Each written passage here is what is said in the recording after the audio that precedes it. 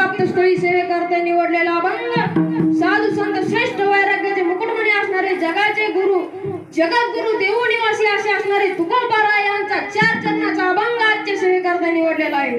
अभंगावर चिंतन मांडण्यापूर्वी happy birthday म्हणजे श्रीकृष्णाचा जन्म आणि तो जन्मोत्सव झाला आणि आज काला त्या ठिकाणी असणारे माझे कीर्तनाला उपस्थित आमचे असणारे विष्णू संत असतील, गंगाताते असतील, त्यानंतर नाना, अशी सर्वांची काही नावं घेऊ शकत नाही कारण जर सर्वांचे नाव घेतले तर कीर्तन होऊन बसेल.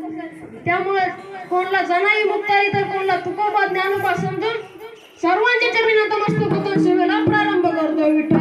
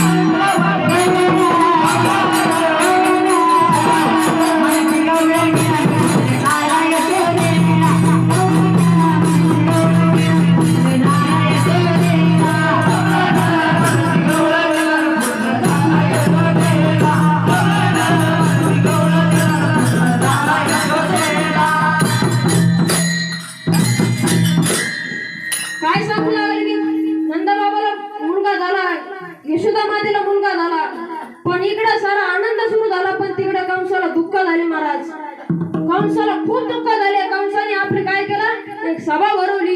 सभेत मोठे राक्षस आले आणि तो कंस सांगू लागला की जो कोणी त्या नंदबाबाच्या वाड्याला जाऊन ते यशोदा मातेला मुलाला मारून येईल त्याला मी माझा अर्ध राज्य बक्षीस म्हणून देऊन टाकेन.